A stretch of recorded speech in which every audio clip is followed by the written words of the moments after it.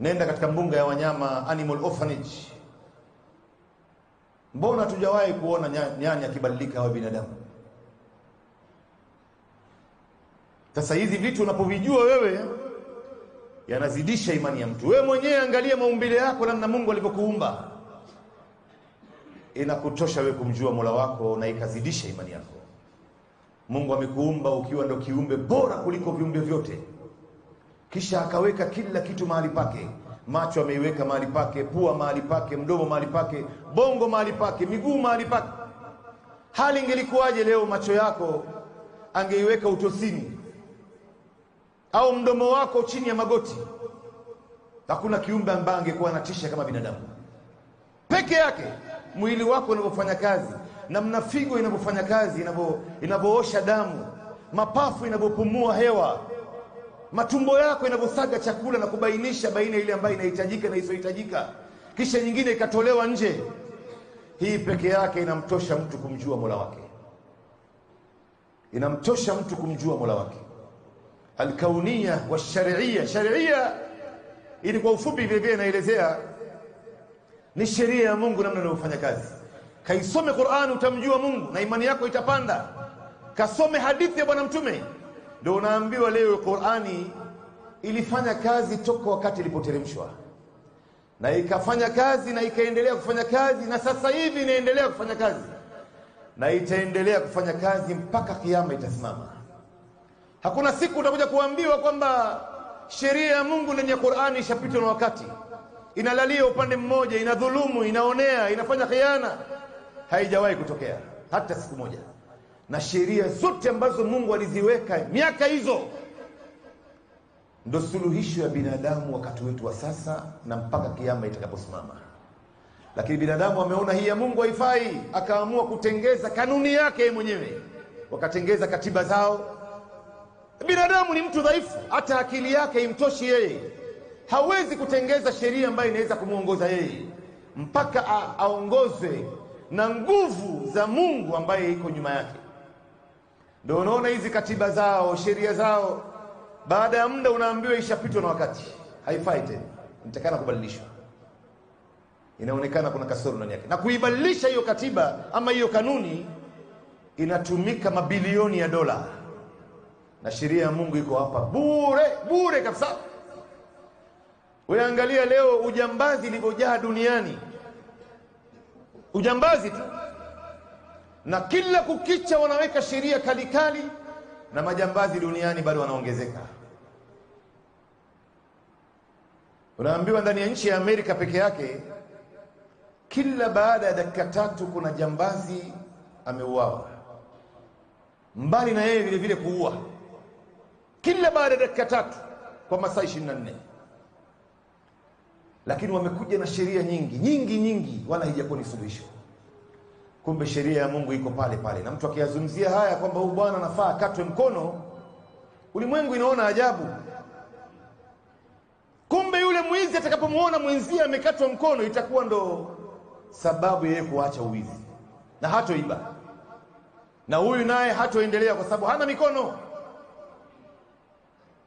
Na ndio unaona Uislamu ulipokuja wakati wa Mtume SAW ilikuja kuondoa matatizo yote haya. Ndio Michael Hart kwenye kitabu chake 100 most influential personalities on earth. Huyu Michael Hart ni Mkristo yeye, si Muislamu. Anasema watu 100 ambaye wameathiri maisha ya binadamu hapa duniani. Number 1 ni Nabii Muhammad sallallahu alaihi wasallam. Nabii Isa amemweka namba 3. Namba 1 amemweka Nabii Muhammad. Na yeye si Muislamu huyu. Anasema Nabii Muhammad lao atatokea duniani sasa hivi atairekebisha hii dunia kwa masiku chache sana. Dunia itarudi mahali pa amani ya ajabu. Sheria ya Mungu ndugu zangu watu hawataki. Na ukiyazungumza haya basi unaonekana kwamba wewe ndio ambao unataka kuharibu. Hata kwa Uislamu wenyewe, malasafu shadidi. Kwa hivyo jambo la pili la kukuza imani ndugu zangu ni kufikiria na kutia katika mawazo na kuzingatia maumbile ya Mungu na sheria yake inavyofanya kazi. Katika jambo lingine ambalo inaongeza imani, fi'lu ta'at, ni mtu kufanya matendo mema. Kila ukifanya matendo mema wewe imani yako itakuwa. Kila ukiswali kwa jamaa msikitini kwa wakati wake, swala 5 haikupiti, imani yako itakuwa. Kila ukisoma Qur'ani kila siku, ukiamka tahajjud, ukifunga saumu za sunna, ukitoa sadaqa, ukiwatendea watu wema, ukiwasaidia watu, imani yako itapanda. Ukiwatendea wema wazazi wako wawili, imani yako itapanda mpaka utahisi kwenye kifua chako, leo imani yangu imefika daraja fulani. Liyazdadu imanan ma'a imanihim, haiwezi kuongezewa tu hivi hivi. Ni kuna kitu umefanya wewe, naye ni matendo mema. Na ndio unaona wanasema wanazuoni, tendo moja ya mwanzo katika kuikuza imani ni sala, na hasatan salatul jamaa fil masjid. Hii ndio taa ya mwanzo ambayo Muislamu anatakana kuikuza nayo imani yake. Uhakikishe kwamba swala zote 5 na swali msikitini, tena kwa jamaa, wewe mwanamume, isikupite kipindi ila kwa dharura ya kisheria. Leo ndugu zangu, tuko wapi sisi ambaye leo tunajazana msikitini katika mwezi wa Ramadhani? Mbona hatuwaoni wengine katika miezi mingine isiyokuwa Ramadhani? Hizi misikiti zote leo kila mmoja wetu lao ataswali msikitini. Ndugu zangu, hizi misikiti zote za dunia nzima imeshapitwa na wakati, inatakana kujengwa upya, hazitoshi. Na lao kila mmoja wetu hapa ataamua kuswali nyumbani kwake, kuna haja gani ya kujenga misikiti hizi? Si kila mtu ana kwake. Wewe swali nyumbani, kila mmoja ana kwake, tena nyumba nzuri zaidi kuliko hapa, mazingira mazuri. Lakini misikiti imejengwa kwa malengo, ndugu yangu. La masjidun ussisa ala taqwa min awwal yawmin ahaqqu an taquma fihi. Msikiti umejengwa juu ya ucha Mungu. Leo hakuna watu ambao wanakutana duniani kama Waislamu mara 5 kwa siku. Kwa siku mara 5, mkutano mkubwa wa wiki katika salati al-Jum'a, na kwa mwaka katika uwanja wa salati al-Eid. Lakini bado tunaonekana ni kama mtoto yatima. Tuna matatizo mengi, hatuna maendeleo, hatuna mwelekeo.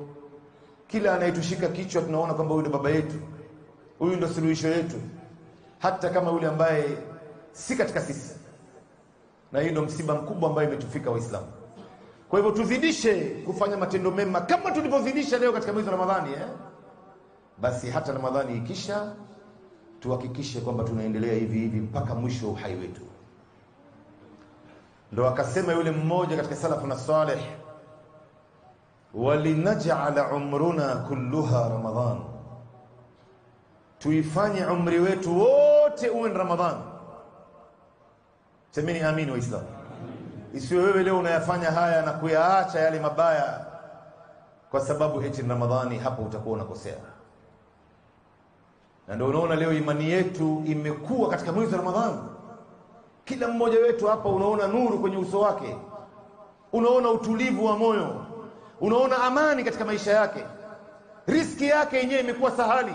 Namna Mungu alivyotubarikia sisi, subhanallah, isemeki. Kwa maana Mungu anaonesha, jamani, mkiwa pamoja na mimi mkafata yale ambayo nimewaamrisha, mimi nitakuwa pamoja na nyinyi. In tansurullaha yansurukum wa yuthabbit aqdamakum, mkimnusuru Mwenyezi Mungu naye atawapeni ushindi. Mungu hana haja ya nusra yetu. Mungu hahitaji nusra. Nusra maana yake hapa, mkimnusuru Mwenyezi Mungu kwa kufuata sheria zake, kufuata maamrisho yake na mkaacha makatazo yake, Mungu atawapeni ushindi. Wewe angalia leo namna tulivyokaa katika mwezi wa Ramadhani, namna tulivyotulia, ndugu zangu. Utulivu wa moyo ambao inaipatikana haisemeki. Leo vyakula ambavyo vinaliwa ndani ya nyumba za Waislamu, lao yanawekwa stock, yanaweza kuliwa miezi 6 katika miezi mingine. Vyakula vingi wala hakuna mwenye kula. Kwa sababu mtu anapofungua saumu wakati wa magharibi, anafungua na tende, labda na kahawa au na juice ya passion na machungwa, anapiga kababu kidogo pale na sambusa. Huyu ameshashiba tena. Ile kutoka pale msikitini kwenda nyumbani kufuturu sasa, hii ni kujaza tumbo. Ni kujaza tumbo ndugu zangu. Na ndio unaona leo katika mitaa nyingi za Kiislamu katika mwezi wa Ramadhani, machokora wameokota mpaka wamechoka. Maskini nayo wamekula wala hawana haja. Pipa nyingi katika mitaa za Kiislamu ndio imekuwa sehemu ya watu kumwaga chakula ambapo ni israfu. Unajua ni kwa nini? Ni kwa sababu watu wanatii amri ya Mola wao, wanafuata vile Mola wao wanavyotaka, basi Mungu anavitia baraka vile chakula. Au unafungua saumu tu umeshashiba ndugu yangu, unagusa chakula unasema hata sina nafasi tena. Lakini nenda kwa nyumba ya mtu Muislamu saa 7 mchana baada ya Ramadhani kama ukufukuzwa, taambiwa shekhe, mbona umekuja ghafla hivi? Haya mambo yataka mipango bwana, usije namna hii. Kwa sababu baada ya Ramadhani tunamsahau Mwenyezi Mungu, basi Mungu anasema bwana basi kila mtu ashike njia yake. Wala takunu kalladhina nasullaha faansahum anfusahum ulaika humul fasiqun. Msiwe kama wale ambao walimsahau Mwenyezi Mungu naye akawasahulisha nafsi zao. Mwenyezi Mungu anasema waman a'rada an dhikri fa inna lahu ma'ishatan dhanka wa nahshuruhu yawma al-qiyamati a'ma qala rabbi lima hashartani a'ma wa qad kuntu basira qala kadhalika atatka ayatuna fanasitaha wa kadhalika al-yawma tunsa. Yeyote ambaye atakayepuuzia mafundisho yangu, atakayepuuzia sheria zangu, atapambana na maisha ya dhiki hapa duniani na kesho akhera. Kwa hivyo tuzidishe ibada zetu ndugu zangu, na ibada mbalimbali ambazo tunasaka kumkaribia naye Mwenyezi Mungu. Katika jambo lingine la kuzidisha imani, labda tutaje ya mwisho hii, ni tarkul maasi, ni watu kuacha maasi. Ukitaka kusalimika na imani yako iwe juu, basi wacha maasi ndugu yangu. Maasi ndo ambayo inahatarisha uhusiano wa mtu na Mola wake. Maasi ndo ambayo inahatarisha imani ya mtu. Na maasi yanapandiana. Unafanya hii inakupeleka kwa hii, ukitoka hii inaingia hii, mpaka mwisho unaweza ukaifanya hadharani mbele ya watu sasa, wala huogopi. Hii ndo hatari yake sasa. Maana yake imani imeshaanguka. Na wacha kufanya mbele ya watu imeshafika sasa hivi unaweza kuifanya mbele ya watu. Unajaza miraa kwenye mashavu hapa. Unaweza kulewa ukaja na ulevi wako mbele ya watu katika mlango wa msikiti na ukaanza kuwatukana watu. Haya imeshaondoka, lakini hii maasi na sheitani atakupeleka mahali mbaya zaidi kuliko ile kufanya hadharani. Unajua ni gani? Ile mtu ambaye anayefanya madhambi usiku, Mungu anamsitiri, alafu inapofika mchana anaingia mtaani, kwenye barza, kwenye vijiwe, kwenye sehemu ya watu wamekaa, anaanza kujisifu na ile maasi ambayo alifanya jana usiku. Kuna habari jana bana tulikesha kwenye zinaa, tulikesha katika mziki, tulikesha katika jambo fulani. Mungu amekusitiri jamani. Na hawa ndo watu ambao Mtume anasema hawatoingia peponi. Mungu hatawasamehe, samahani. Mtume anasema kullu ummati muafa illa almujahirin. Umma wangu wote watasamehewa madhambi yao isipokuwa wale ambao wanajidhihirisha baada ya Mungu alikuwa ameshawasitiri. Anakwenda anajiaibisha mbele ya watu wala hajali. Kwa hivyo maasi ndio ambayo inahatarisha imani ya mtu ndugu zangu. Na ndio kama tushawahi kutaja, maasi ndio ambaye inamtia mtu hofu. Maasi ndio ambaye inampa adui yako nafasi juu yako. Ndio Yahya bin Muadh rahimahullah anasema, mtu leo anamuomba Mwenyezi Mungu amuepushe na maadui zake. Mahasidi wake ni wengi. Ya Allah, niepushe na mahasidi wangu, maadui zangu. Unamuomba Mungu akuepushe na maadui zako. Yahya bin Muadh anasema, na we mwenyewe ndio unawafungulia maadui zako mlango kwa maasi unaifanya. Maana yake maasi unaifanya wewe inampa nguvu adui yako juu yako. na maasi ndio ambaye inamzeesha mtu kabla ya wakati wake. Na ndio unamkuta kijana miaka 25 30 uso imeshachapa tayari, tafikiri mzee wa miaka 80. Na lao anazaa mtoto huyu, ameoa huyu kijana huyu, akizaa mtoto mke wake anajifungua mke wake anajifungua mtoto ambaye ana sura za kizezee. Hamjawahi kuona hiyo ndugu zangu? Maasi ndio inafanya hivi, maasi. Kwa hivyo usione watu wanafanya ukafikiri kwamba wamo ndani ya starehe. Hakuna hangover, sijui kwa Kiswahili inaitwaje hiyo. Maana yake baada ya kufanya maasi kwa muda mrefu, hiyo siku mfano inapoanza kuisha ladha yake ile maasi, hakuna mtu ambaye anajichukia kama huyo mtu aliyofanya maasi hiyo. Usimuone mtu ambaye yuko ndani ya zinaa kwamba yumo ndani ya raha. Ukamuona mtu alokesha katika mziki, alokesha anaishi katika maisha ya riba, maisha ya kucheza kamari, ukafikiri kwamba huyu ndo ameipata maisha. Kumbe hakuna ndugu zangu, hakuna watu ambao wanajichukia kama watu ambao wanaendelea kufanya maasi kila wakati. Haiwi ni suluhisho. Sheitani ndo ambaye anamtisha, anamdanganya. Ash-shaytan ya'idukumul faqra wa ya'murukum bil fahsha. Sheitani anawaahidini, anawatisha kwamba nyinyi mtakuwa maskini lao mtatoa sadaqa, mtatoa zaka, mtasaidiana, mtafilisika nyinyi. Anawatisha. Wa ya'murukum bil fahsha, na anawaamrisheni kufanya machafu. Sasa leo ndugu zangu, namna ulivyoacha ndani mwezi wa Ramadhani kuyafanya makosa haya na madhambi haya, kwa nini baada ya Ramadhani usiendelee hivi hivi? Kwa sababu maasi haya ndio inarudisha nyuma uhusiano wako na Mungu wako, na inairudisha chini imani yako. Sasa wasia wangu na nasaha yangu ya pili ndugu zangu, ni kila mara wewe kama Muislamu ndani ya Ramadhani na katika miezi mingine isiyokuwa Ramadhani, jitahidi kadri ya uwezo kuzidisha ibada zako na kuboresha ibada zako. Kama leo ulivyozidisha ndani ya mwezi wa Ramadhani na ukayaboresha, basi katika miezi mingine vile vile yatakana kulazimishwa hayo katika maisha yako. Haya mambo ya ibada ndugu zangu haiwezi kuja yenyewe, haiwezi kuja kwa kubahatisha au unangojea itafika wakati fulani maana mimi nitarudi tu. Ni lazima uelazimishe katika maisha yako, na ukishalazimisha sasa utayazoea, na ukishazoea ukiyakosa wewe ndio utaona nimekosa kitu cha thamani hapa, utajuta. Kama leo ulivyoyalazimisha haya ndani ya mwezi wa Ramadhani, nani alikulazimisha wewe? Kuna mtu amekushikia bakora hapa katika mchana wa Ramadhani kwamba wewe uje uswali swala 5, uamke kwenye qiyam ya tarawih, ufunge mwezi mzima? Kuna mtu anakulazimisha hapa ndugu yangu? Hakuna, ni wewe mwenyewe. Sasa kwa nini usiyalazimishe haya hata baada ya Ramadhani, na uanze kurekebisha mahali kuna kasoro? Leo sisi sote hapa tumetofautiana katika ibada. Ikiwa wewe mfano katika swala 5 uko sawa, lakini kwenye Qur'ani, katika kusoma Qur'ani una udhaifu, rekebisha.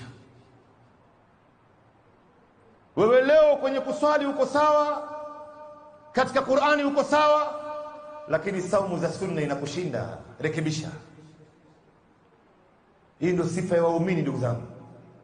Usibaki wewe ni yule yule tu miaka nenda miaka rudi, ibada zako za tabu ni zile zile tu. Hapana, rekebisha.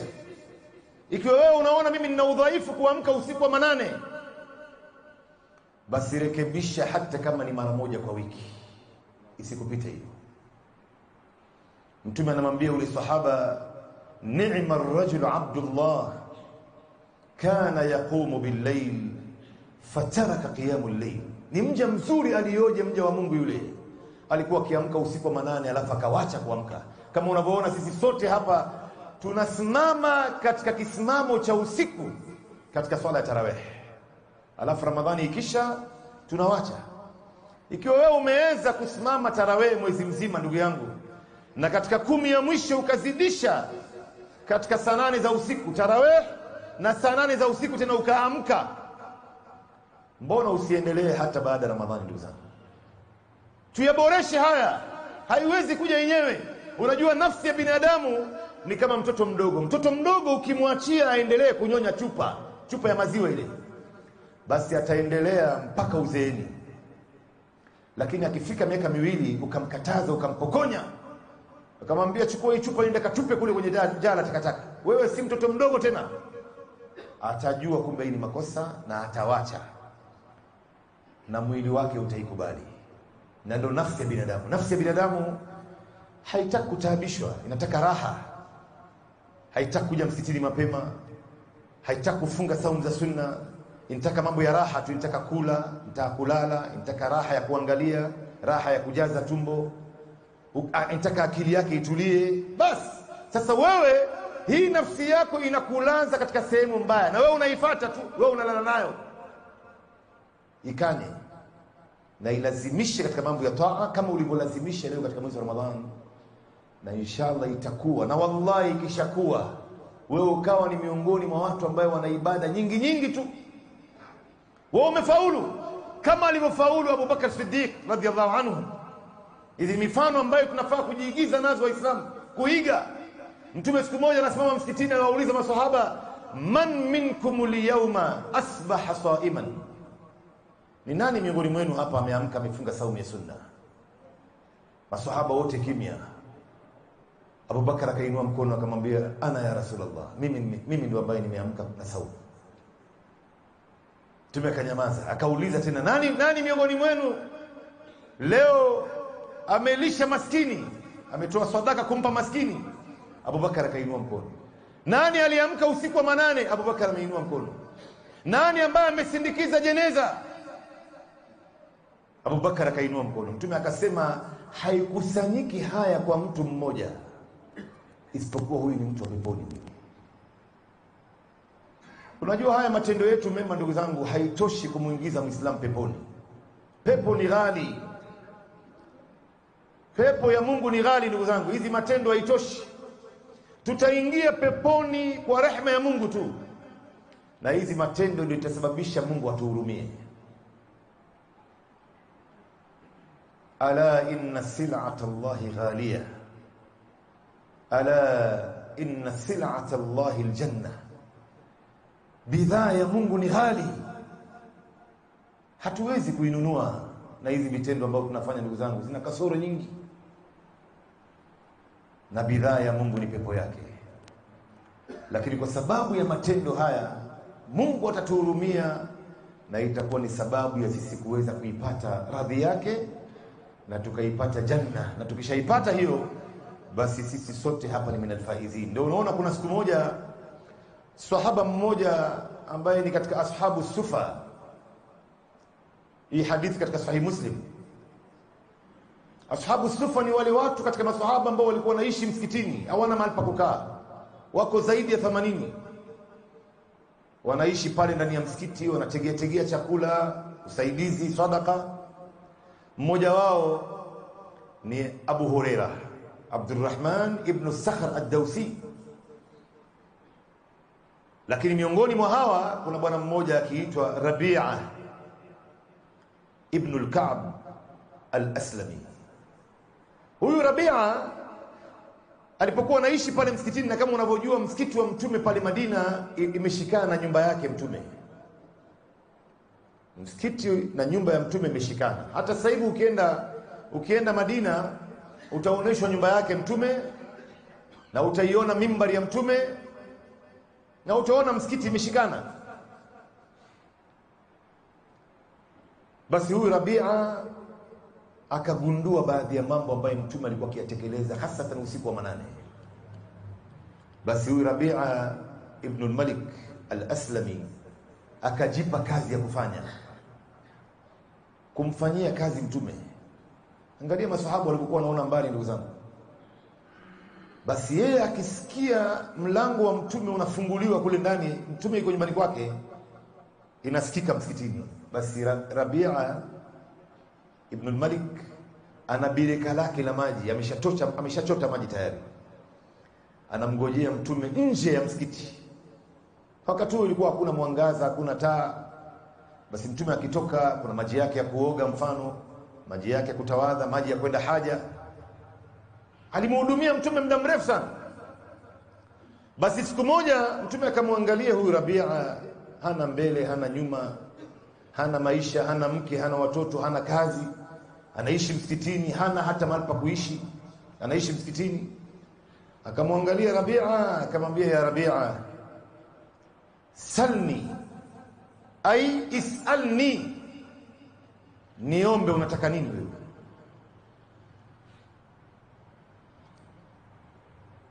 Hii swali lao ningeulizwa mimi na wewe ndugu yangu, tungetoa jawabu tofauti kwa kweli. Mawazo yetu labda ingekuwa katika mambo ya dunia tu. Lakini sikiza jawabu alotoa Rabia. Unajua kwa nini anatoa jawabu aina hii? Ni kwa sababu mwalimu wake ni Rasulullah sallallahu alaihi wasallam. Kisha kuwa mwalimu hali yake ndio hii, mwanafunzi hali yake itakuwaje? Unatarajia jawabu aina gani? Ndio unaona watu wanatakana waheshimu sana maswahaba ridwanullah alaihim. Hatuwezi kuingia kwenye viatu vyao. Watu wanawatukana watu kama hawa na kuwapa masifa mbaya, watu ambaye Mungu yuko radhi na wao. Wallahi leo mwanafunzi mmoja wa mtume, mtu yoyote ambaye ana sifa ya uprofesa hapa duniani, hawezi kufikia sahaba mmoja, kwa sababu sahaba mwalimu wao ni profesa wa maprofesa. Elimu yote ambayo unaiona duniani mtume alikuwa nayo, na mtume alikuwa hajui kuandika wala kusoma, ummi. Sasa unatarajia mwanafunzi atakuwaje? Sasa mtume alipomwambia Rabia, niombe unataka nini wewe, nikupe nini au nikuombee nini? Rabia akamwambia mtume, as'aluka murafaqatuka fil janna, na kuomba niwe rafiki yako peponi. Mtume anamuuliza Rabia, au ghaira dhalik, wewe una jingine jamani ya kuomba isipokuwa hiyo? Rabia anamwambia bwana mtume, wa ma huwa illa dhak, mimi sina nyingine isipokuwa hiyo. Wewe fikiri ndugu yangu, mtu ambaye hana kazi, hana mke, hana watoto, hana mbele, hana nyuma. Hawa watu waliona mbali kwa sababu walikuwa wanajua hata mtume leo atanipa hizi zote, mimi nitakuja kuyaacha hapa siku moja, lakini hii ambaye ninayemuomba mimi, hii nitakwenda naye mpaka akhera. Angalia walivyokuwa wanaona mbali ndugu zangu.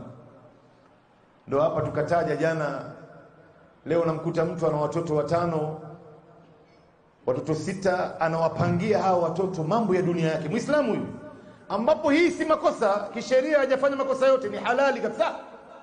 Wala tansa nasibaka min ad-dunya, usisahau sehemu yako ya dunia. Mtu ana watoto 5, anaanza kuwapangia vile atakavyoishi hapa duniani. Baba huyu na mama yake na mama yao, anasema mtoto wangu wa kwanza huyu inshallah nitamfanya atakuwa ni rubani wa ndege, atasomea kazi ya pilot, halali kabisa. Huyu wa pili nitamfanya awe daktari, atasomea udaktari. Huyu wa tatu atakuwa mwalimu, na huyu wa 4 atakuwa mkunga katika wale wanawake ambao wanawazalisha wanawake wenzao, ni daktari katika nyanja nyingine. Na huyu wa mwisho nitamfanya awe engineer, abobee katika masala ya uhandisi.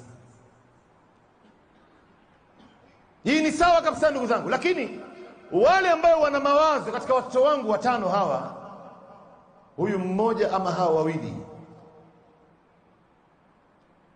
nitawapeleka wakahifadhi Qur'an.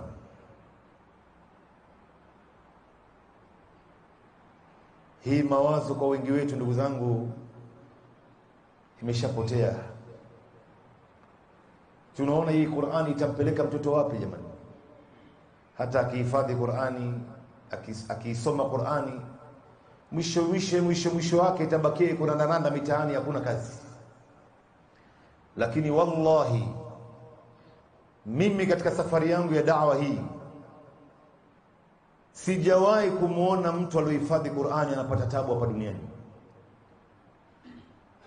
Mtume sallallahu anasema, yarfa'illahu bihadha alkitab aqwaman wa yad'u fihi al-akharin.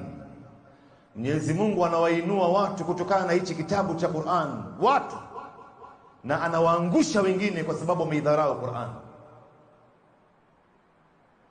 Amewaangusha wengine na amesha. Lakini wallahi ni sifa kubwa. Leo ukasikia kwamba imamu wa msikiti fulani leo ni mtoto wa fulani. Kuna sifa zaidi ya hiyo? Ni kubwa kuliko mtu kuambia anaendesha ndege ya kampuni fulani mtoto wa fulani. Ule ni dereva tu. Dereva kama dereva wa gari, haina tofauti wanavyosema marubani wenyewe. Lakini ni sifa kubwa sana. Ukasikia kwamba anayeswalisha tarawih katika msikiti fulani ni mtoto wa fulani. Maalimu madrasa fulani ni mtoto wa fulani. Hii ni sifa kubwa. Khairukum man ta'allama al-Qur'ana wa 'allama. Sisi ndo ambaye tumeona hii Qur'ani itampeleka wapi mwanafunzi? Hakuna. Kumbe hatujui ndugu zangu. Na inawezekana wala usione ndugu zangu.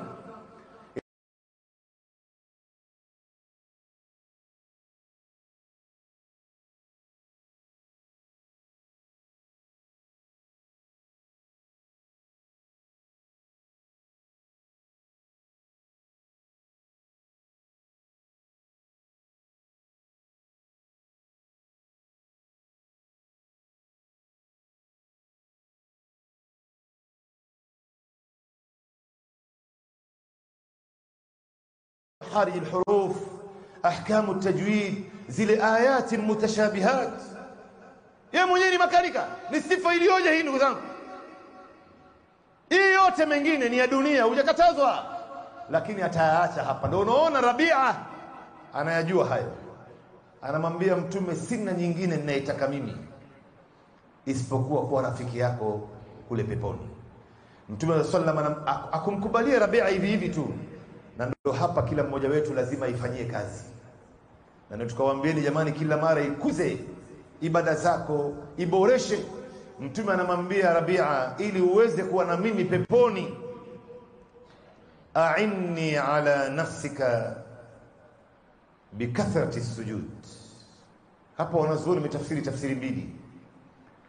Wanasema kwamba nisaidie mimi Mtume, kwa sababu a'inni, nisaidie mimi Mtume kuwa na wewe Rabia peponi, kwa wewe kuzidisha sana kusujudu. Swala yoyote ambayo ina sida ndani yake isikupite, za sunna ama za faradhi, isikupite hiyo. Lakini a'inni ala nafsika bikathrati sujud, jisaidie sana wewe kwa kuzidisha sana kusujudu, ili mimi na wewe tuwe pamoja peponi. Mifano ziko nyingi, ingawa wakati haituruhusu kuweza kuiongelea kila kitu. Lakini wasia wangu na nasaha yangu ya tatu ni tujitahidi kadri ya uwezo ndugu zangu,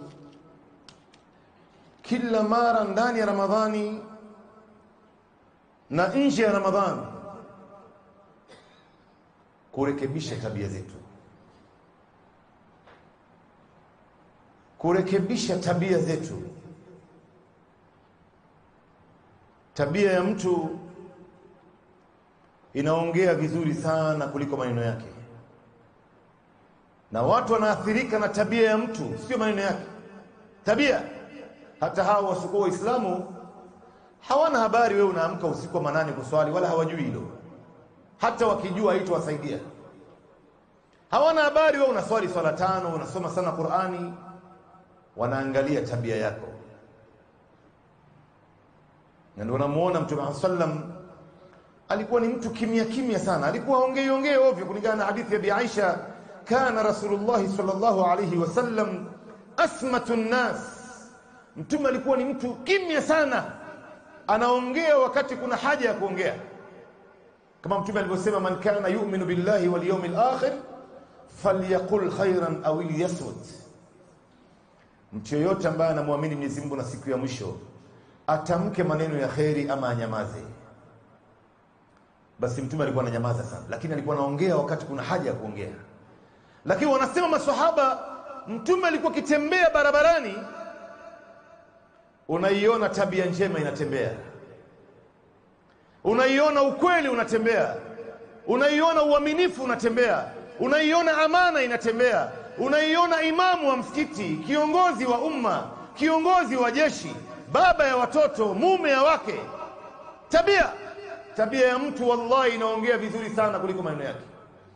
Na wallahi lau sisi waislamu tutajipamba na tabia za Kiislamu, hakuna kafiri atabakia kafiri hapa nje. Hawa wote wataslimu kwa tabia zetu tu, hata bila kuwafanyia da'wa. Lakini ni wangapi miongoni mwetu ambao wanaihujumu hii dini kwa tabia zao mbovu?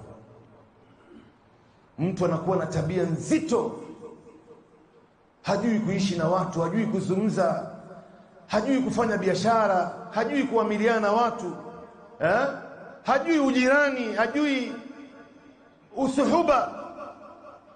Paka asiyekuwa Muislamu anauliza, jamani, huyu jamaa kweli ni Muislamu huyu?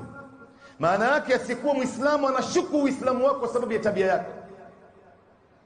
Na tabia ambayo inaizungumziwa hapa ndugu zangu ni mtu kurekebisha tabia mbalimbali. Namna unavyozungumza na watu, namna unavyocheka, namna unavyowasubiria, namna unavyowapa nasaha, namna unavyowasaidia, namna unavyoishi na majirani wako, namna unavyochunga hasira zako. Kuimeza hasira yako ni moja katika tabia kubwa ambayo Muislamu anafaa kuwa nayo. Ndio unaona Mwenyezi Mungu Subhanahu wa Ta'ala anasema alladhina yunfiquna fi as-sarra'i wad-dharra wal-kadhimina al-ghayz wal-'afina 'anil nas wallahu yuhibbul muhsinin. Wal-kadhimina al-ghayz ni wale ambao wanazimeza hasira zao wakati wa hasira, anaungua ndani kwa ndani. Ukitaka kumjua mtu ambaye ni muumini wa kweli, muangalie wakati wa hasira, ndio utajua huyu ni mtu muumini wa kweli ama sio muumini.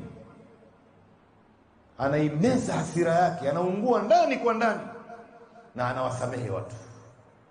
Watu wanaweza kuona labda mtu amekosewa makosa makubwa, akaamua kunyamaza, akaamua kumeza ndani kwa ndani, wataona huyu mtu dhaifu huyu.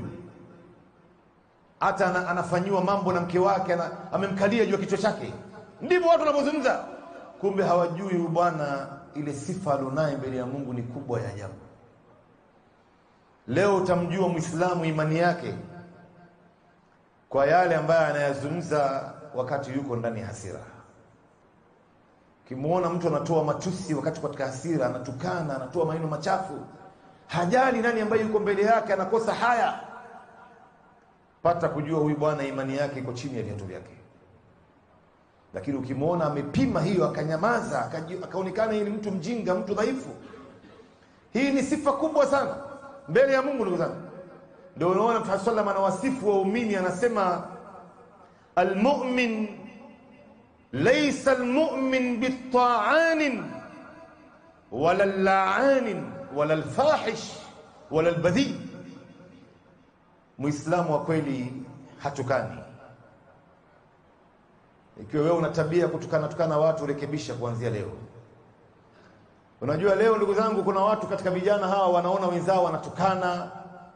Ikitokea jambo anamuita mtu mbwa, anamuita mtu wewe mwanamke tu, wewe ni mama wewe. Mbona mwambie kwamba wewe ni baba? Wewe pia unafanya kama yeye, kumbe yeye amepotea ndugu yangu. Kila mara ishi kama Muislamu, zungumza kama Muislamu. Chukua maadili ya Kiislamu mahali popote ulipo pale. Usifanye mambo kwa sababu watu wanafanya. Hata matusi mengine mtu anayataja huwezi kuzungumza mbele ya watu. Wewe mwenyewe unashangaa hii maneno aliyotoa huyu bwana katika ulimi wake, katika mdomo wake ni yeye, si yeye. Si yeye aliyozungumza haya. Mimi labda nimesikia vibaya. Huwezi kuamini ndugu zangu. Unamuona mtu na shakhsia yake na namna alivyo, namna maumbile yake ilivyo na heshima yake, alafu anapotoa maneno katika mdomo wake unashangaa, jamani, ni huyu kweli? Heshima yote inaishia pale. Kisa na maana yeye pia amewaona wengine wanafanya. Laysa almu'min bitta'anin wala la'anin. Muislamu wa kweli hatukani, Muislamu wa kweli halani ovyo, na Muislamu wa kweli hatoi maneno machafu. Wala alfahish wala albadhi. Albadhi ni mtu ambaye anatoa maneno machafu na kufanya machafu bila kuona haya, wala hajali kwamba kuna wazee hapa, kuna wanawake, kuna watoto, kuna wazazi wangu. Anaweza akazungumza chochote mbele ya mtu yoyote. Huyu amefika daraja mbaya sana mbele ya watu.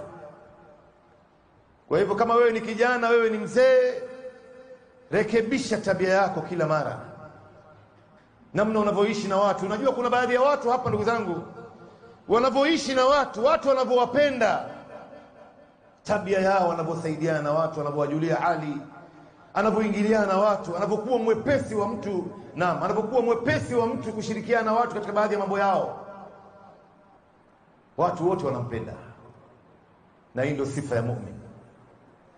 Unajua kuna baadhi ya vijana na baadhi yetu sisi Waislamu tunaona mtu kuwa na moyo mgumu, mtu kuwa na sura ya kazi kila wakati, na moyo mkakamavu, na kuwa na hasira, kwamba hii ndio watu watakuheshimu. Kumbe hujui ni madharau, unajidharaulisha wewe mwenyewe.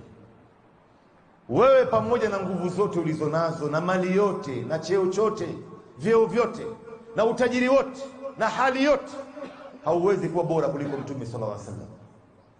Huwezi kuwa bora kuliko Mtume. Khairu khalqillah, kiumbe bora katika viumbe vyake Mwenyezi Mungu ni Rasulullah sallallahu alaihi wasallam. Lakini Mtume alikuwa anaingiliana na watu, anacheka na watu, ana crack jokes. Mtume alikuwa anafanya matani ya halali na watu. Si mtu kila mara tu umekunja uso, ukiingia mahali ukitolewa salamu hata kuitikia yenyewe ni tabu. Wewe mwenyewe uwatolee watu salamu, kila saa umekunja uso kama kobe. Waliyadhu billah. La hasha, kuwa ni mtu mwenye bashasha, kuwa ni mtu mwenye kuingiliana na watu, unawasaidia watu, ni nyepesi watu kuingiliana na wewe. Hii ndio sifa alokuja naye bwana Mtume, tabia. Laqad kana lakum fi rasulillahi uswatun hasana. Hakika nyinyi mna kiigizo bora kutoka kwa Mtume Muhammad sallallahu alaihi wasallam, tunafaa kuiga. Wengine watasema yule alikuwa mtume wa Mungu, ashatolewa nyongo bwana. Lakini Mungu ndo ambaye amemleta ili tupate kumuiga yeye, turekebishe. Kwa hivyo wewe jiulize, ndugu yangu, wewe una tabia za Kiislamu? Wewe tabia yako watu wanakuridhia? Mahali popote ulipo watu wanakufurahia wanapokuona, ama wanakasirika? Unajua kuna baadhi ya watu, wacha kukasirika kwa watu, anapofariki hata viumbe wengine wanafurahika, na mbingu na ardhi pia zinafurahika. Unajua kuna baadhi ya watu Mwenyezi Mungu anatuambia ndani ya Qur'ani, wanapofariki, wanapoaga dunia hii, mbingu na ardhi zinalia. Lakini kuna watu wakiondoka, hata mbingu na ardhi hazina habari na zinafurahi kwa kweli. Mwenyezi Mungu anasema fama bakat alayhimus samaa'u wal ardh wama kanu mundarin. Wanapoondoka duniani, mbingu na ardhi hazili kwa sababu ya hali namna walivyo. Ndio siku moja Mtume sallam alikuwa amekaa na maswahaba, ikapita jeneza, mtu anakwenda kuzikwa, watu wakaanza kuizungumza vibaya ile jeneza. Huyu bwana alisumbua watu sana mtaani, alikuwa na sifa mbaya, alikuwa mtu mjeuri, mtu hana adabu, hana haya, maneno yake mabaya yanawaudhi watu. Basi walipopita, Mtume akasema wajabat, imewajibika. Basi walipokaa pale katika kikao kile, ikapita jeneza nyingine, watu wakaanza kuisifu na sifa zote ilikuwa nzuri. Mashallah, fulani bwana, huyu bwana alikuwa mtu bwana, wallahi watu wema ndio ambao wanafariki. Huyu mtu alikuwa na kadha, sifa yake ilikuwa nzuri, alikuwa mtu mwenye bashasha, mtu ambaye anawasaidia watu, mtu mkarimu, mtu kadha wa kadha. Mtume sallallahu alaihi wasallam ilipopita ile jeneza akasema wajabat, imewajibika. Sasa maswahaba walikuwa pale wakamuuliza Mtume, mbona jeneza ya kwanza ilipopita watu walipoisifu na sifa mbaya ukasema imewajibika, na jeneza ya pili ilipopita watu waliposema kwamba walipoisifu na sifa zote nzuri ukajibu hivyo kwamba imewajibika? Mtume sallallahu akawajibu akawaambia, antum shuhada Allahi fil ardh, nyinyi binadamu ndo mashahidi wa Mwenyezi Mungu katika ardhi hii. Huwezi kuona watu leo wanamtaja mtu kwa vibaya akawa kwamba yeye alikuwa ni mtu mzuri, wala wakamtaja kwa sifa zote iliyokuwa nzuri kwamba alikuwa ni mtu mbaya. Na ndio unaona sifa nzuri ndugu zangu ni mtu kujipamba na tabia nzuri nzuri za Kiislamu. Na ndio pale Mtume sallallahu anasema ma min shay'in afqalu fil mizan yawm al-qiyamah min husn al-khuluq. Hakuna jambo ambalo lina uzito mkubwa katika mizani, katika ratili ya Mungu siku ya kiyama kuliko tabia njema. Na Mtume sallallahu katika riwaya nyingine anasema inna ar-rajul la yudrik bihusni khuluqihi darajatu as-sa'im al-qa'im. Hakika mtu atapandishwa daraja ya juu kwa sababu ya tabia yake njema, daraja ya sawasawa na mtu ambaye alikuwa akifunga kila siku na anaswali kila wakati. Kuna mtu anaweza kufunga hapa kila siku ndugu yangu? Hakuna, wala iruhusiwi kwanza. Basi utapewa daraja hiyo kwa sababu ya tabia njema ambayo ulikuwa nayo. Naona wakati umeshatukata, wacha nitoe nasaha yangu ya mwisho ya 4. Tujitahidini ndugu zangu kadri ya uwezo kila mmoja wetu ndani ya Ramadhani na nje ya Ramadhani kuichunga afya yetu. Hii afya ni miongoni mwa neema kubwa aliyotuneemesha Mwenyezi Mungu, yatakana kuchungwa. Leo wengi wa Waislamu leo malasaf shadid, wanawake zao, mama zao, Waislamu wenyewe wanakuja kuichunga afya yao wakati imeshapotea. Wakati daktari ashamwambia sasa wewe una ugonjwa wa moyo, una ugonjwa wa kisukari, una ugonjwa wa kansa, una ugonjwa wa bawasiri, sasa ndio unamuona mtu anaanza kuchunga afya yake. Sasa wewe unangojea mpaka afya yako ipotee ndugu yangu ndio uanze kuichunga, ambapo ilikuwa itakana uichunge bado uko nayo. Na ni kwa nini masala ya kuchunga afya? Kuna baadhi ya watu wanauliza, wanasema bana, mimi ikiwa nitaichunga afya yangu na nisipoichunga, Mungu ikiwa ashaniandikia nitakuwa mgonjwa tu, na kama kufa pia nitakufa tu. Ni kweli, lakini wewe umejuaje Mungu ashakuandikia hiyo? Umejuaje? Ulikuwa na Mungu wakati anaandika kwamba utakuwa mgonjwa wewe? Yako wewe ufanye wajibu wako ya kuichunga ile afya. Ikija kutokea ukawa mgonjwa utasema alhamdulillah, wallahi nilifanya wajibu wangu nikaichunga afya yangu, lakini qaddara Allah wa ma shaa fa'al. Amekadiria Mwenyezi Mungu na namna Mungu alivyotaka ndio amefanya. Nimepata ugonjwa wa kisukari, nimepata kansa, nimekatwa miguu, nimepata ugonjwa wa moyo, nimepata ugonjwa kadha, lakini nilijitahidi upande wangu. Lakini wewe ambaye leo unaiachia, hauchungi afya yako, umejiachia ovyo, manake ikija kutokea utajilaumu sana ndugu yangu. Na waulize wale ambaye tayari wameshapoteza afya zao, watakwambia ni kweli tulifanya mchezo mwingi sana, mimi najuta sasa hivi. Anasema kuna mmoja katika mji wetu wa Nairobi, ni shekhe huyu, ni imamu wa msikiti, aliwahi kupatikana na ugonjwa wa kisukari, akapelekwa hospitali, akafanywa vipimo vyote, daktari akamwambia wewe una ugonjwa wa kisukari type 2. Daktari akampa maagizo, akampa miko vyakula ambayo anafaa kula na yapi ambayo hafai kula, na akamwandikia na dawa. Akamwambia baada ya mwezi mmoja nataka urudi tena hapa. Ule shekhe akaenda akaanza kutumia zile dawa na akaanza kufuata miko ya daktari. Baada ya mwezi akarudi kwa daktari. Aliporudi daktari akamfanyia vipimo vingine tena. Daktari akamsifu sana, akasema kwa kweli kama kuna wagonjwa ambao wanafuata miko na maagizo ya daktari, basi huyu mgonjwa ni nambari 1. Sijawahi kuona mgonjwa kama huyu.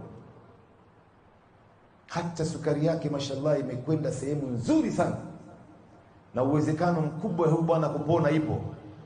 Sasa ule shekha anatuambia, bwana kwa kweli daktari amenisifu sana, lakini hizi sifa zote zimekuja wakati umeshakwisha. Mimi nishaipoteza afya yangu na iwezi tena kurudi.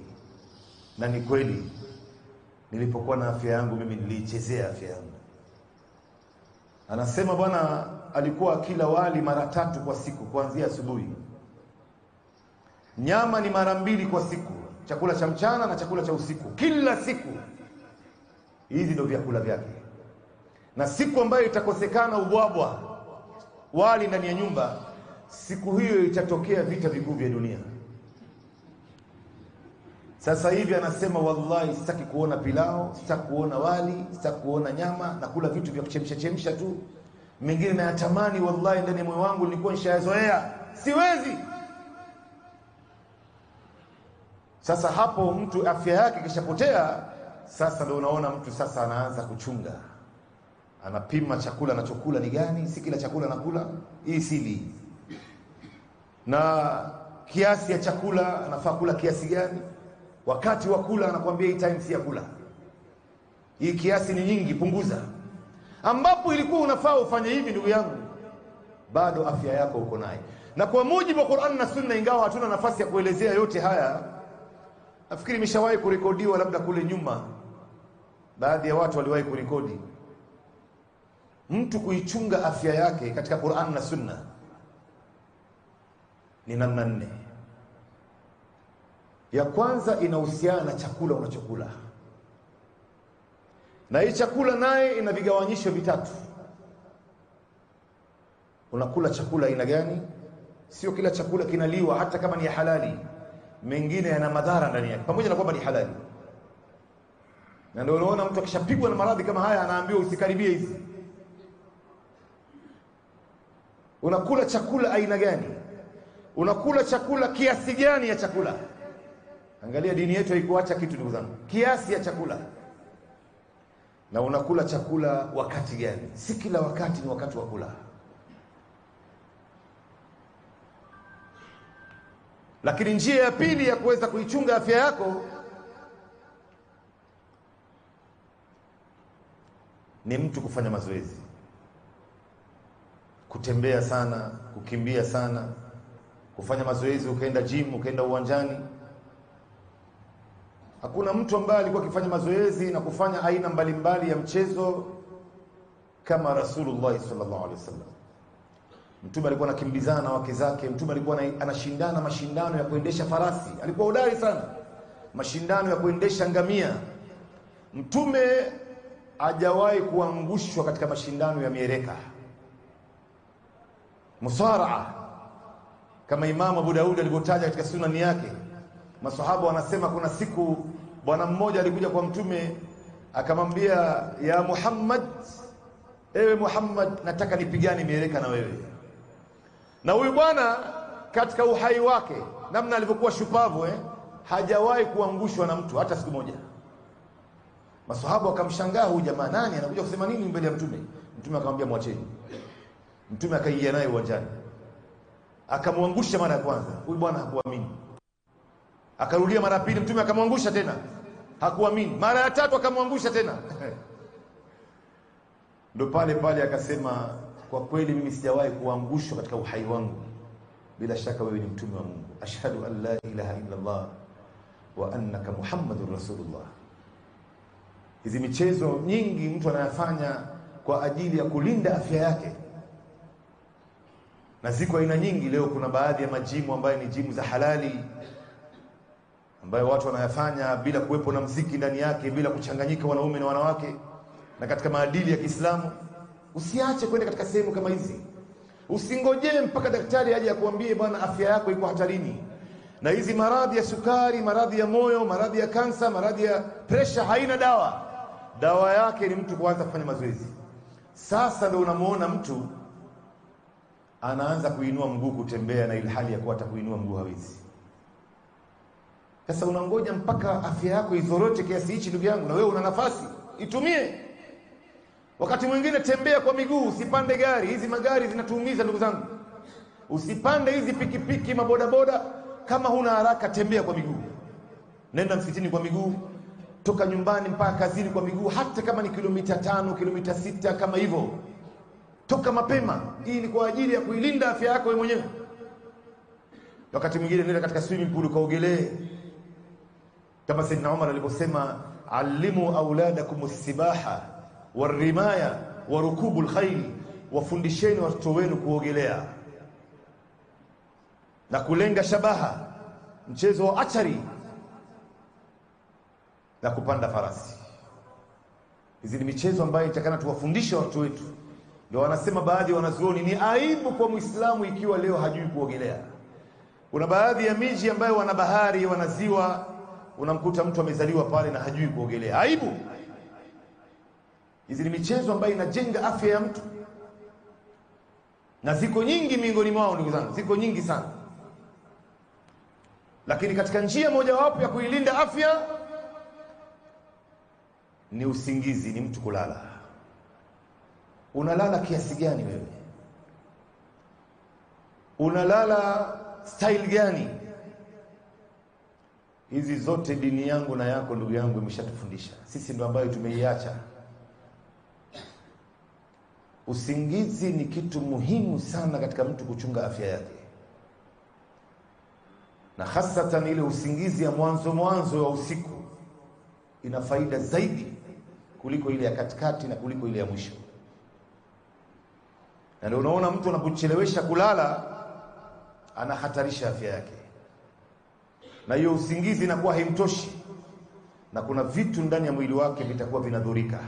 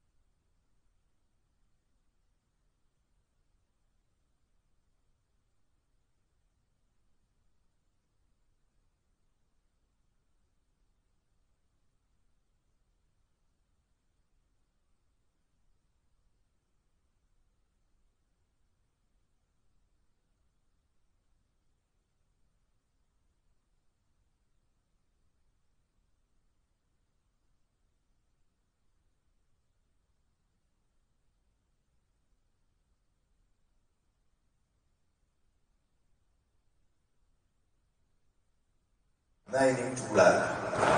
Na ndio unaona mzao Mwenyezi Mungu Subhanahu anauliza ndani ya Qur'an. Anauliza, je, mnaonaje ndugu zangu na Mwenyezi Mungu Subhanahu ameifanya hii dunia ni usiku tu, hakuna mchana. Man ilahun ghayru Allah ya'tikum bi dhiya afala tubsirun. Ni nani mwingine asiyekuwa Mwenyezi Mungu ambaye anawaletea mwangaza? Na kinyume chake, mnaonaje Mwenyezi Mungu leo alifanya hii dunia kuwa ni mchana tu, hakuna giza, hakuna usiku? Nani mwingine ambaye leo angewaletea giza ili mpate kupumzika ndani yake? Taskununa fihi afala tasma'un. Hali ilikuwaje leo dunia isiyo na usiku, kuna mchana pekee yake? Maana nini? Au kinyume chake? Maana yake ilikuwa ni dunia ambayo haijakamilika bado. Kwa hiyo tuchunge sana ndugu zangu. Tunachelewa sana kulala na hizi masimu na mtukaa sana katika TV. Inahatarisha uhusiano wako na Mungu wako, inahatarisha ibada zako. Unapoteza wakati mwingi sana. Hizi simu ndugu zangu, pamoja na faida yote ambayo simu vile vile iko nayo, lakini madhara yake nao ikiachiwa ni kubwa zaidi. Na itafika wakati katika umri wetu sisi sote hapa mzama, ili tuwe Waislamu wa kweli, itafika wakati tuyaache masimu haya ili tuwe Waislamu wa kweli. Tunapoteza wakati mwingi sana katika masimu haya. Na uhusiano wetu na Mungu wetu inaharibika. Vitu vingi vinakuwa si mahali pake. Mtu yumo katika simu. Sote ambao unaangalia miaka yote imeshapita. Imekuwa nini? Umeshasahau yote haya.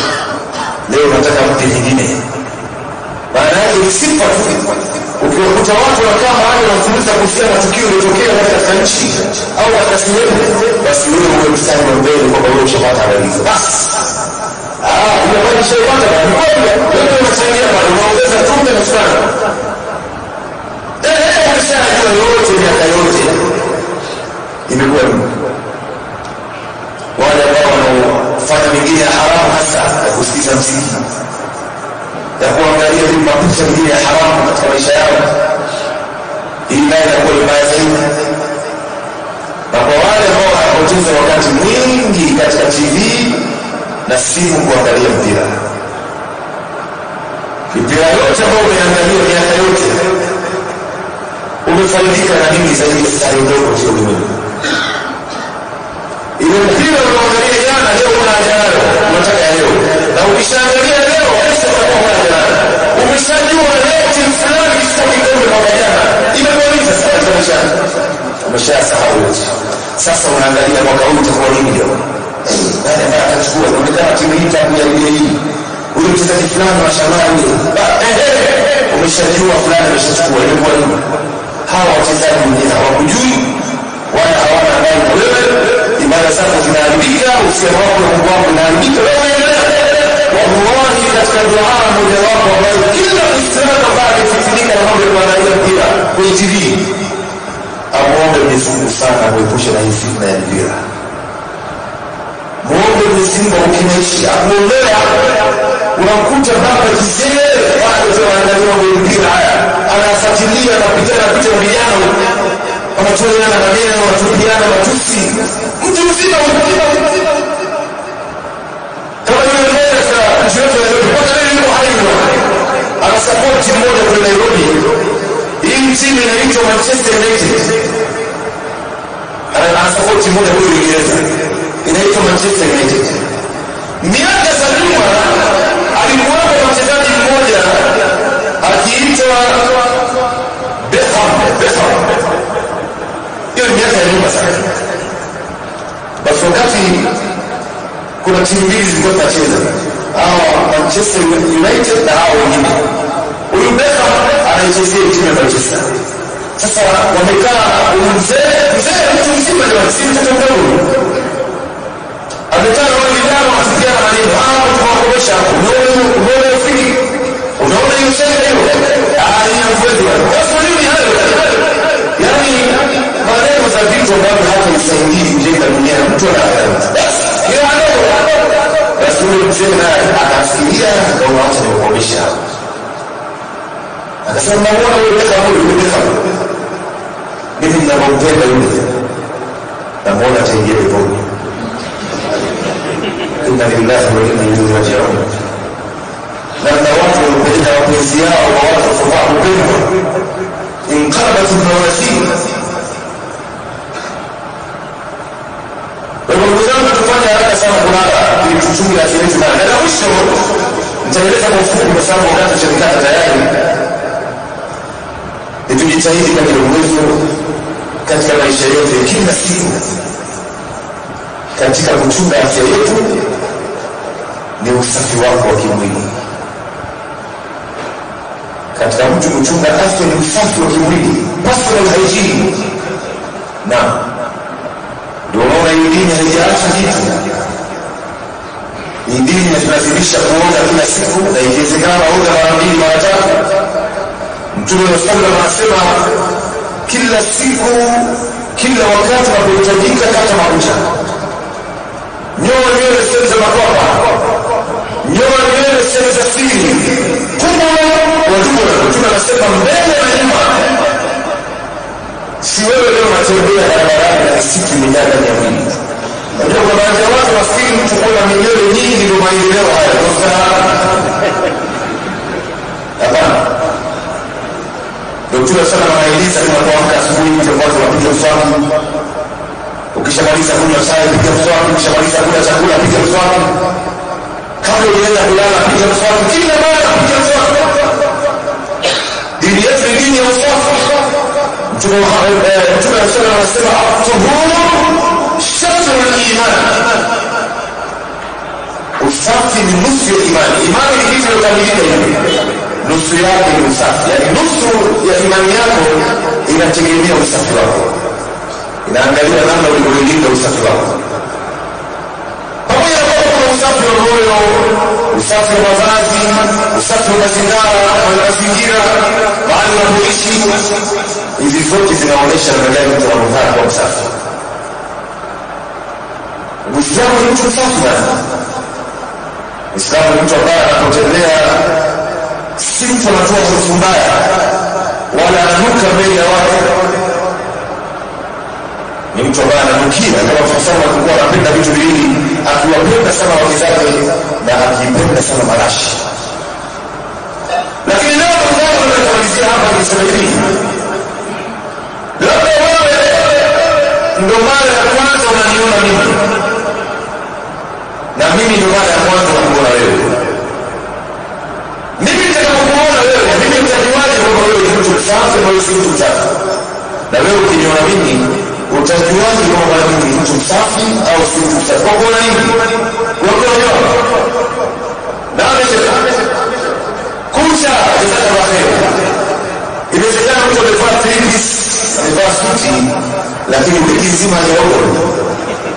Au sio? Amepaka mafuta nazi, amepaka manukato, kumbe mwezi mzima hajaoga kama hao kufanya hivyo. Lakini ukitaka kujua usafi wa mtu, angalia makucha yake. Makucha ya mtu inamzungumza mtu vibaya sana na inamzungumza mtu vizuri sana. Unajua mtu akishaiona makucha yako ile ilikuwa ndefu na hata ilikuwa chafu, ndani ya moyo wake anajiuliza, huyu bwana ikishakuwa hali makucha yake ndio hivi, sio mwingine mwili itakuwa hivi. Na ni kweli inaonyesha picha mbaya sana. Ndio watu wengi hapa hasa katika vijana wafikiri mtu kuacha makucha marefu. Na wanawake hivi anaona ni kustaarabika, ndio maendeleo hayo. Kuacha makucha marefu anaona hii maendeleo, ni kustaarabika. Watu watamwona kwamba mtu wa kisasa anaenda na kulingana na wakati wa sasa. Kumbe hajui hata kama ni mwanamke anajidhalilisha mbele ya wanawake hizi. Na mbele ya wanaume ndio kabisa anaonekana ni mtu mchafu. Kwa hiyo tuchunge sana afya zetu mtaani. Tuchunge sana usafi wetu kila wakati tunapokuwa maisha yetu. Na unaona tunasema wametufundisha kila kitu, mpaka namna gani ya kuoga tunafundisha, namna gani ya kujiosha na kuingia chooni unafaa kujiosha vipi, namna gani ya kupiga usafi. Tumeacha kila mara tunaona fi kitabu ni sheria. Hatujaacha ndoa ndani ya kitabu cha Qur'an na sunna za Mtume sallallahu alaihi wasallam tumeifundisha hivi basi. Ndio unaona mzangu, leo wengi wa watu utawakuta hata kupiga mswaki hawajui. Na Mtume amefundisha mpaka namna gani ya kupiga mswaki. Mtume anapiga mswaki, akipiga mswaki mwanzo anapiga meno, alafu anaanza kupiga ulimi. Anaingiza ile mswaki ndani ya ulimi, inaingia mpaka ndani katika ile nyama ya ulimi iliyoshikana na koo. Anaingiza mpaka ndani, na mswaki uliokuwa bora ni mswaki wa kijiti kama hivi. Hujakatazwa kutumia mswaki wa plastiki ya dawa ya meno, hujakatazwa. Lakini ilikuwa bora ni kutumia mswaki wa kijiti. Tuna kile ikiwa mbichi ndio bora zaidi. Wanasema daktari leo unatumia mswaki wa kijiti kwa mti huu ukiwa mbichi, ukapiga mswaki vile Mtume anafundisha, tunaweza kuelezea hapa. Basi unaweza kukaa zaidi ya masaa 8 na bila mdomo wako kutoa harufu mbaya.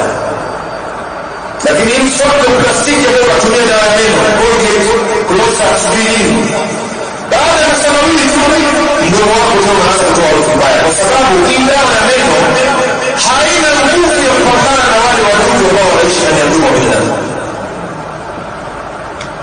Ndio Mtume anawaambia masahaba kutuambia sisi, السواك مطهرة للفم ومرضاة للرب. Kupiga mswaki inasafisha mdomo na inafurahisha hivi. Jambo ambalo wewe unafurahisha ndugu yangu, kila mmoja wetu atakana awe na mswaki kama hii. Kitu ambacho kinafurahisha moyo wako, ufanye kidharau.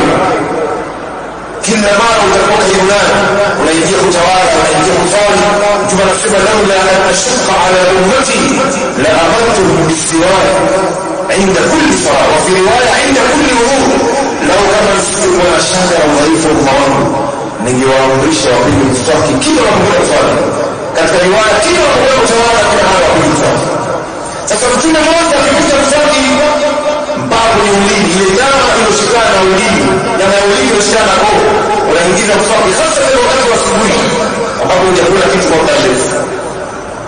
Unaingiza mpaka ndani huko. Katika Sahih Muslim imeandikwa sauti ambayo Mtume alikuwa anatoa wakati akipiga mswaki akipeleka mpaka huko. Tunapokuwa kule ndani hii sauti inaandikwa ndani ya Sahih Muslim. Manake utoe vitu huko ndani, kisha usapeleka kwenye nyama ya ulimi ilishikana kwa huko ndani, kwa sababu hii ndio sehemu iliyobeba wadudu wengi, bakteria wengi wanaishi. Sasa sehemu ya pili iliyojaa uchafu wa mdomo wa binadamu ni sehemu ya ufizi wa juu wa mdomo wa binadamu, hapa katikati ya meno hapo. Geuza mswaki wako uweka mpaka kwenye koo kule, utatoa ute mwingi. Siku hiyo mwenyewe utahisi kama unapiga mswaki sasa. Lakini leo kuna baadhi ya watu wanapiga mswaki leo, baadaye anaenda kufungua mdomo unashangaa. Hii makosa kweli. Aqulu qawli hadha, subhanallahi wa bihamdihi, ashhadu an la ilaha illa anta, nastaghfiruka wa atubu ilayk. Assalamu alaykum wa rahmatullahi